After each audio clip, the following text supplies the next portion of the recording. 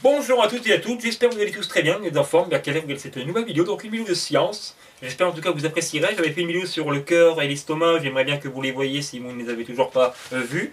Au moins vous en apprendrez un petit peu plus de choses. Bon, je ne suis qu'un amateur, donc forcément, s'il y a des petites erreurs plus ou moins grossières, vous me les dites en commentaire. Je suis encore à pardonner à ce niveau-là, puisque comme je l'ai dit, je n'ai rien à voir dans la branche de médecine.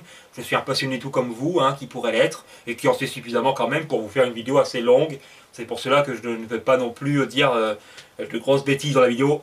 Ne vous inquiétez pas. Puis je me corrige moi-même, car je revisionne mes vidéos plusieurs fois pour voir si je ne dis pas trop de bêtises. Et si j'en dis une, eh bien je marque en écriture informatique l'erreur que j'aurais pu dire de ma bouche. Voilà. La vidéo va durer à peu près un quart d'heure, 10 minutes. Pour pas vous perdre trop de votre temps, j'ai conscience de cela, vous n'avez peut-être pas autre chose à faire, tout cela, donc voilà. Occupez-vous pendant que je parle, au moins vous pourrez entendre plus de choses. Voilà, mais surtout, écoutez-moi, ce serait bien, parce que je lui passe du temps, je lui passe beaucoup d'énergie, de mon cœur pour faire ces vidéos-là, car j'adore tout ce qui est tube digestif, la digestion, les aliments, tout ça, comment ils sont décomposés, broyés, qui passent dans le sang, bref. C'est quelque chose qui me fascine depuis toujours, enfin depuis surtout quelques années que j'en apprends. Donc voilà, c'est même avoir le cœur et le cerveau, pour vous dire que j'adore. Alors, première étape de la digestion, on y vient. Donc ça se passe dans la bouche, forcément, qui est un véritable carrefour quand même, la bouche, parce que c'est là où l'air passe, les aliments, bref. Dans la bouche, les dents vont commencer à broyer directement les aliments. Comme ça, au moins, ils seront réduits dans des plus petites quantités, forcément. C'est pour ça qu'une bonne mastication est quand même conseillée, à peu près une trentaine de secondes, comme ça au moins la salive non seulement a le temps de s'imprégner aux aliments, mais également eh bien, le travail de l'estomac sera facilité, puisque les aliments seront plus broyés. Voilà. Les glandes salivaires vont donc sécréter la salive, la salive qui joue un rôle non négligeable. Au moins ça évite de rendre la bouche non seulement sèche, mais pour les aliments, eh bien, ça va surtout digérer les sucres notamment, commencer à les décomposer un petit peu. Bon, c'est vraiment une étape minime, mais qui a quand même son importance, enfin son rôle quand même. Et c'est comme l'amidon par exemple, que la salive va décomposer les aliments. Et ça se poursuivra avec le pancréas grâce au sucre pancréatique dont on y viendra plus tard. La langue ensuite va envoyer la petite bouillie à l'arrière-gorge, donc ça va passer dans le pharynx, véritable carrefour des voies non seulement respiratoires et digestives. Et ensuite du pharynx, ça va descendre directement dans l'œsophage. C'est un long tube de 25 cm à peu près qui est très étroit, car il fait à peine 3 cm de diamètre. Voilà. Ça descend ensuite dans la partie la plus large du tube digestif, à savoir l'estomac. C'est une poche qu'on appelle aussi poche stomacale qui peut s'étendre jusqu'à 3 à 4 litres. Ça dépend des gens, de ce qu'ils ingèrent notamment, de la quantité qu'ils ingèrent au quotidien, forcément au cours des repas. Il y en a qui vont manger à peine, bon, ils vont déjà rassasier. Il y en a d'autres qui vont encore avoir faim après le repas. D'après ce que j'ai su, il vaut mieux avoir un peu faim, un peu, après les repas. C'est toujours bien d'avoir faim un petit peu après les repas. Et il est conseillé surtout de se reposer, de se relaxer, de ne pas faire de sport après les repas, forcément, ni de faire d'efforts physiques intenses, puisque le processus de digestion est quand même intense au niveau de l'estomac. Il faut donc lui laisser le temps de digérer tout cela. Donc dans l'estomac, le rôle principal, vous savez très bien, c'est un réservoir qui garde les aliments, mais surtout les broie en des quantités de plus en plus petites, afin qu'elles soient mieux absorbées par l'intestin grêle, dont on y viendra après. C'est par le pylore, en tout cas, que les aliments passent petit à petit à l'intérieur. C'est une sorte de bouillie pâteuse à ce moment-là qu'on appelle le chyme, qui est encore acide à ce moment-là. L'estomac sécrète en permanence l'acide chlorhydrique qui va donc enlever la plupart des bactéries des aliments, donc c'est un rôle non négligeable puisque justement dans l'intestin grêle il y en aura beaucoup moins de bactéries puisque la plupart sont détruites grâce à l'acide puissant de l'estomac. Il sécrète un mucus protecteur, ces derniers, parce que sinon il se digérait lui-même, car l'acide chlorhydrique est tellement puissante que, bien sûr, il se digérait lui-même en fait. Vous imaginez? Dans l'estomac, les aliments restent entre 2 à 7 heures. C'est très variable. Les sucres sont digérés en premier, il me semble, tandis que les graisses sont digérées en dernier. Donc la viande, toutes les protéines animales, c'est plus long, je pense, à être digéré par l'estomac. Ça reste donc plus longtemps. Tandis que les féculents, tout cela, les hydrates de carbone, donc, c'est le même, eux, restent moins longtemps. Ça descend plus vite dans les intestins. Donc voilà. Au final, l'estomac n'est pas un organe vital. D'après ce que j'ai su, on peut s'en passer totalement. Les personnes qui n'ont plus d'estomac, c'est la suite d'un cancer, surtout. Hein. On enlève soit une partie ou soit tout l'estomac. C'est une gastrectomie, qu'elle soit partielle ou totale.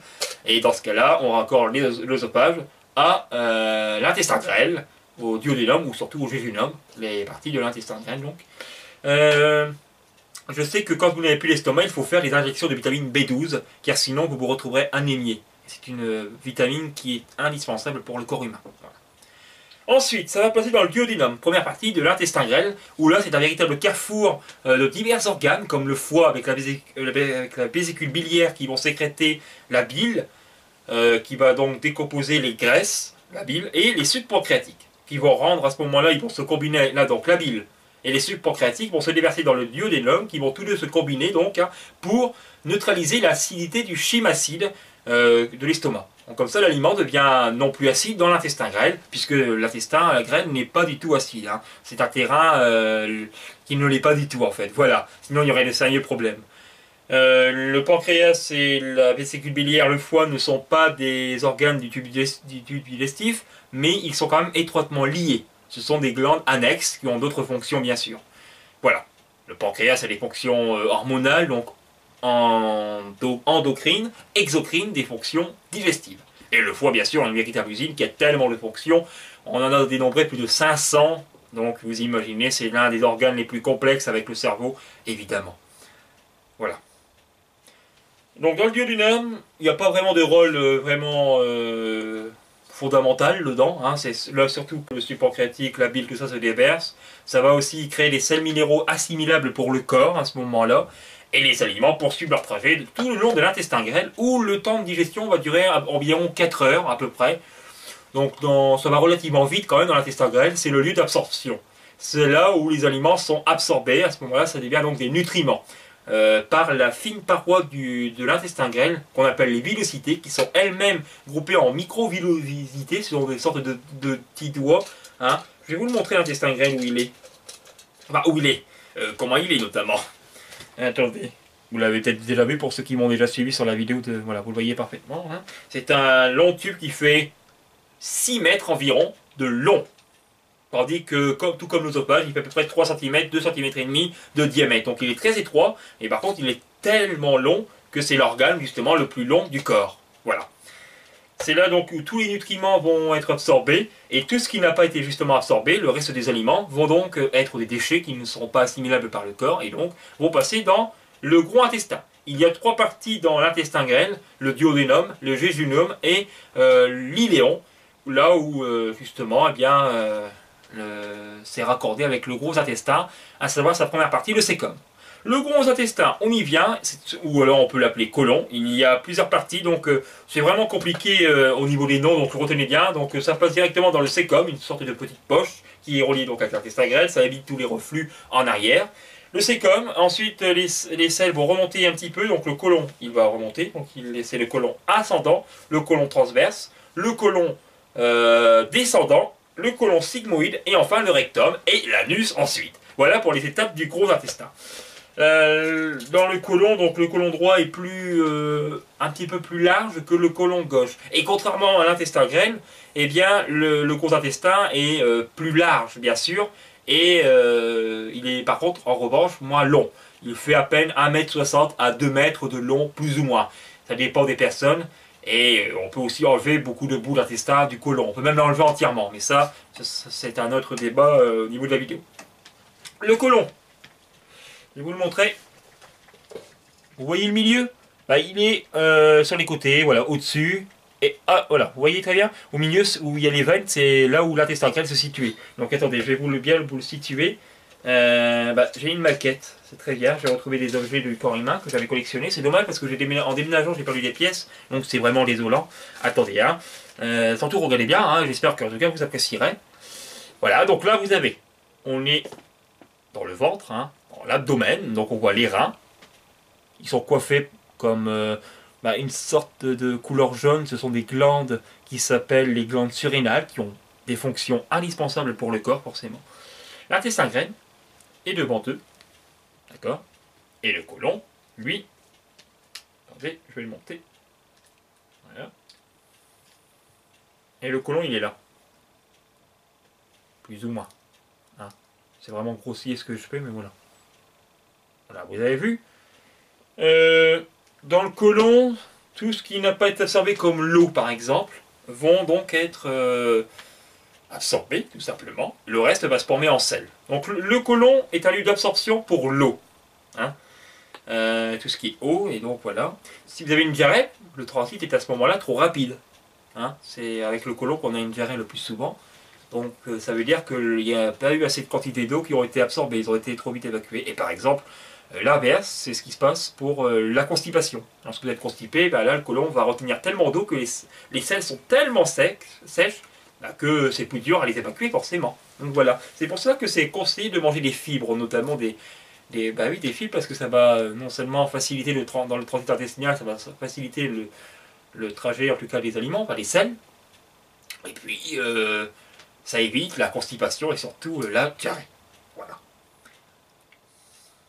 Alors dans le côlon, bon voilà, je vous l'ai expliqué, c'est là où les selles progressent. Le rôle principal, c'est donc d'absorber l'eau et tout ce qui n'a pas été donc assimilé par l'intestin grêle. Et après, bah, c'est de faire les selles pour les évacuer par le réservoir qui est le rectum. Et ensuite, le sortir carrément par l'anus. Donc voilà.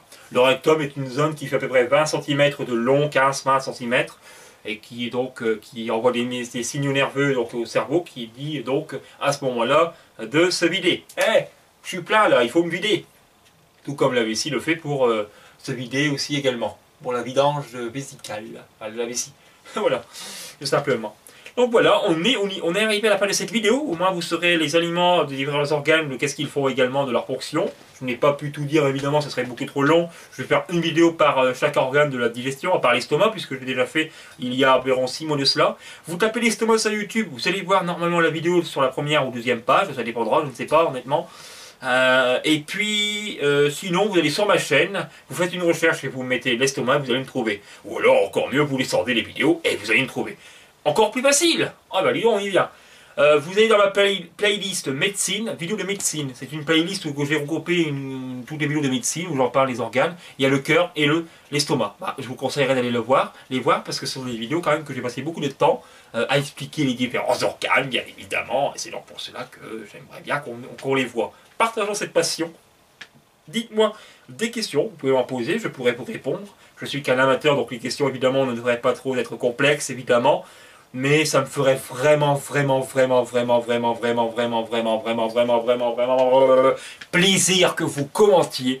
Parce que j'adore les commentaires. Vous pouvez pas imaginer comme quoi j'adore. Ça me donne une satisfaction pour mes vidéos, évidemment.